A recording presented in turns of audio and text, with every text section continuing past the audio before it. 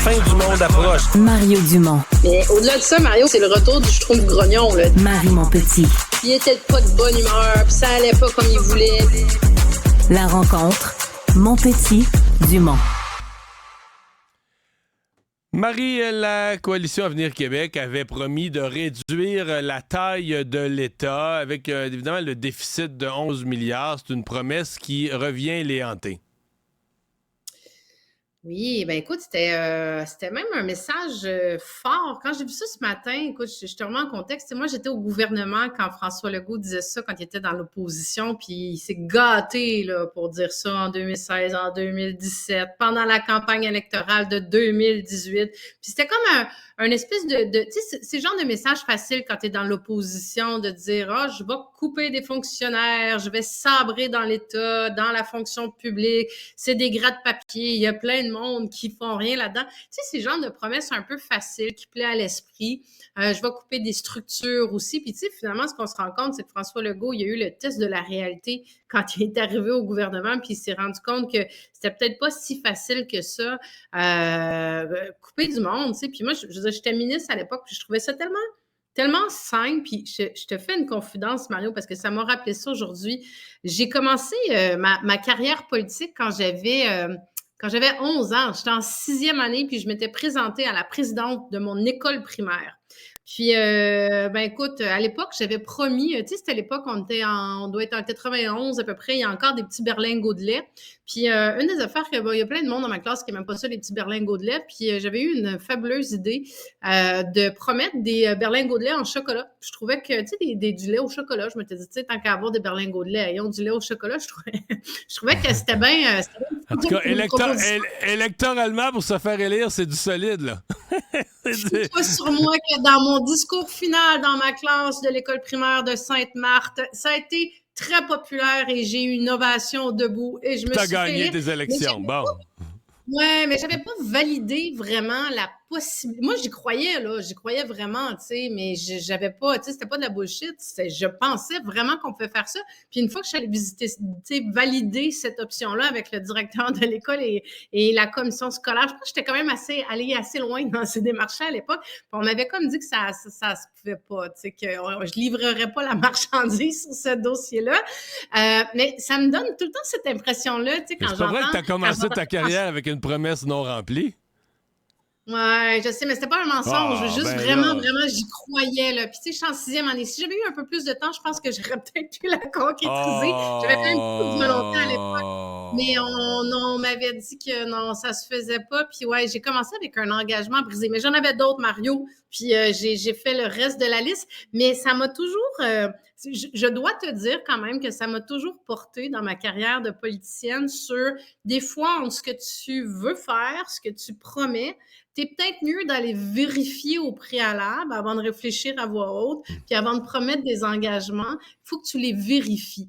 Puis tu vois, quand j'entendais François Legault à l'époque avec des espèces de généralités sur les fonctionnaires, il y en a trop, il y a du monde qui s'en va rien. Écoute, réduire, c'était pas beaucoup. Là, ouais, je comprends, mais il parlait de réduire de 5 000 et c'était comme... tu sais, dans la fonction publique, c'était même pas 5 %. Ben, ça dépend de ce que tu comptes, là. Ça me paraissait pas énorme, là, ça me paraissait bien modeste, mais en fait, le problème aujourd'hui, c'est pas juste qu'il n'a pas rempli l'engagement, c'est qu'il y en a plus. C'est pas juste qu'il y en a pas. C'est pas juste le fait qu'il n'a pas réussi à réduire, mais il y a plus de fonctionnaires qu'il y en avait. Ben, il y en a plus parce qu'il y a un vieillissement de la population, parce qu'il veut offrir plus de services, parce que, mais tu sais, c'est pour ça que j'en reviens au fait que c'est comme une promesse, tu sais, va valider tes affaires. Ça faisait juste trop simple. C'est toi. Puis tu sais, j'entends Éric Duhem qui est dans ces discours-là. C'est des discours de droite. Tu sais, c'est facile, Mario, là, de dire aux gens, là, il va y avoir moins de structure, il va y avoir moins de gens, on va payer moins d'impôts. Tu sais, c'est des espèces de promesses. Mais l'État grossit. On a envie d'y croire. Mais non, mais l'État grossit. Les partis promettent jamais ça, puis ils embauchent toujours plus de fonctionnaires, puis l'État grossit, puis le monde paye. Là. À un moment donné, tu te dis, est-ce qu'on en a vraiment pour notre argent? C'est une vraie question que les gens se posent. Donc, il faut, au moins une fois par génération, il faut qu'il y ait un gouvernement qui passe, puis qui passe le râteau là-dedans un peu pour dire, ben regarde, tel organisme, ça fait 25 ans qu'on a créé ça. À l'époque, il y avait un besoin, il n'y a plus de besoin. Coupe-moi ça. C'est un exercice qu'il faut qu'il se refasse là, de temps en temps, de repasser dans les... Puis je comprends qu'il faut avoir le courage de le faire. Puis là, la CAQ, la réponse, là, on a été pognés dans la pandémie. Puis là, finalement, dans la pandémie, il a fallu embaucher du monde. Finalement, bon, on comprend que ça se fera... En même temps, il y a l'excuse des services. Tu sais. Puis moi, j'entendais Sonia Lebel aujourd'hui qui disait, écoutez, dans le fond, on a enlevé de l'administratif. Donc, ce qu'on peut appeler, là, François Legault, je pense qu'il appelait ça des gratte-papiers. Du monde dans des bureaux là, qui remplissent des formulaires. Elle dit, on a plus de gens au service. Mais c'est vrai qu'à partir du moment où, tu sais, c'est un peu utopique de penser que ta population grossit, ta population vieillit, ta population consomme plus de services. C'est un peu utopique de penser que tu vas avoir moins de gens pour délivrer ce genre de service-là. Donc là, c'est un peu l'excuse qu'ils donnent à valider, voir si c'est vraiment ça la mathématique. Mais si c'est ça, ça tient quand même la route. Il y a hier plan d'action qui a été annoncé par la ministre Sonia Bélanger, mais dans le fond, ça ne repose pas tellement sur elle autant que sur une espèce de consensus là, de tous les partis à l'Assemblée nationale pour un grand plan d'action sur l'Alzheimer. Oui, super initiative. Tu sais, je veux souligner, Mario, parce qu'on parle souvent du mauvais coup du jour ou, tu sais, justement des mauvais coups des partis politiques, puis des gaffes qui sont faites, puis du non-respect des engagements électoraux. Mais ça, je trouve, honnêtement, excellente initiative. Puis Sonia Bélanger, c'est pas une ministre dont on parle beaucoup, mais c'est une ministre qui, quand elle était dans le réseau de la santé, tu sais, était PDG du CIUS de l'Ouest, tu sais, du Sud-Ouest, pardon. Puis c'est entre autres un CIUS qui faisait beaucoup dans les soins à domicile. Tu sais, je pense qu'elle peut apporter quelque chose, mais je trouve ça hyper intéressant que ce soit une approche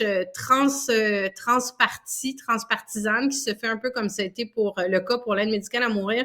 Puis on en parle trop peu souvent de la maladie d'Alzheimer. Je pense qu'on réalise pas suffisamment à quel point il y a une forme d'épidémie qui nous pend au bout du nez comme société. On vieillit comme population, mais les maladies...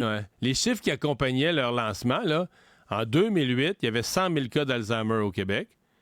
Puis 22 ans plus tard, en 2030, il va en avoir 200 000. Puis ça continue à augmenter à ce rythme-là. Là. Ça va doubler en 22 ans. C'est pas long là, dans l'histoire, là, 22 ans. Et tu dis, puis écoute, moi je racontais ça ce matin à LCN. Moi, quand j'ai été élu député en 1994, ça fait longtemps, mais pas tant que ça va faire 30 ans bientôt. Marie, on visitait les CHSLD en période électorale, là. Pour vrai, là. Parce que les gens, on jasait avec eux, puis on jasait de politique, pourriez voter pour moi, on leur laissait un dépliant. Aujourd'hui, oublie ça, là. Il y a des gens dans un CHSLD, il y en a peut-être quelques-uns qui votent, une petite minorité, des fois des jeunes handicapés, mais la grande majorité, la norme maintenant dans les CHSLD, c'est des gens en perte d'autonomie complète, incluant en perte de leurs facultés, l'Alzheimer ou d'autres troubles neurologiques, mais tu sais, on dirait que moi, je repense à ça, tu sais, il y a 30 ans, moi, j'allais dans un CHSLD puis je jasais avec le monde, là.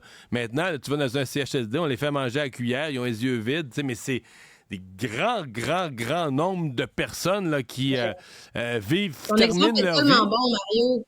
Tu sais, quand il y a eu tous les débats là, sur les bains dans les CHSLD, entre autres, là, moi, je me suis retrouvée, là, j'ai fait une tournée des CHSLD, puis c'est drôle que tu parles de ça parce que l'exemple que tu donnes, tu sais, moi, je faisais déjà de la politique aussi à l'époque, je me rappelle effectivement que les CHSLD étaient visités.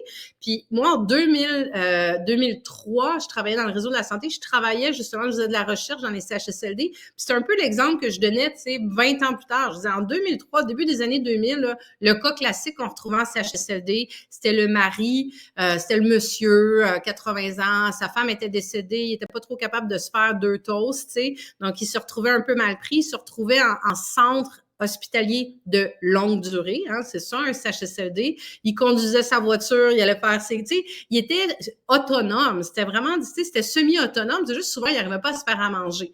Maintenant, mais des fois, c'était pas mauvais d'avoir quelqu'un pour surveiller ses médicaments. Tu sais, on disait aussi ça. Il avait besoin d'un petit peu d'aide, ses pilules. Un petit peu d'encadrement. Mais là, on n'est plus là-dedans du tout. Mais là, on n'est plus dans des soins, tu sais, même le soin de longue durée, ça n'a plus aucun rapport. Tu as plus de 70% des gens qui sont en CHSLD, qui ont des troubles neurocognitifs de tout genre, Alzheimer, maladie de Parkinson, tu sais, vraiment de tout genre. La durée moyenne, pour te donner une idée, des gens qui arrivent en CHSLD, c'est 18 mois. C'est ça la moyenne. C'est vraiment la dernière étape. On est presque dans du soin, tu sais, palliatif. Mais palliatif étiré, là. palliatif étiré, mais c'est des gens qui n'ont plus aucune autonomie. Les gens qui mettent leurs proches en CHSLD, on sait que c'est la dernière étape parce qu'ils sont plus capables de s'en occuper, parce que ça demande trop de soins.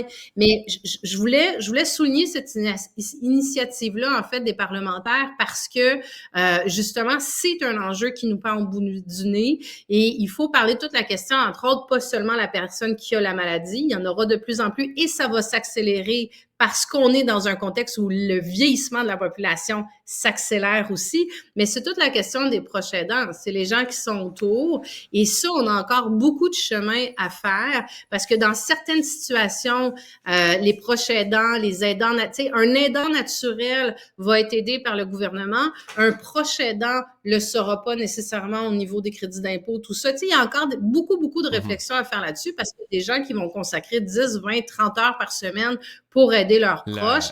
Puis, à un moment donné, avec le nombre de gens qui vont avoir des maladies neurodégénératives, on ne peut pas compter sur les maisons des aînés ou les CHSLD pour accueillir tous ces gens-là. La moyenne, ce matin, je voyais un rapport, là, la moyenne des aidants naturels, ça peut être le conjoint, un enfant, là, mais pour une personne qui est dans ce genre de grande perte d'autonomie, moyenne 26 heures par semaine. Tu es occupé d'un proche, devient un job ni plus ni moins qu'à temps plein. Merci beaucoup, Marie. Merci, Mario. Au revoir.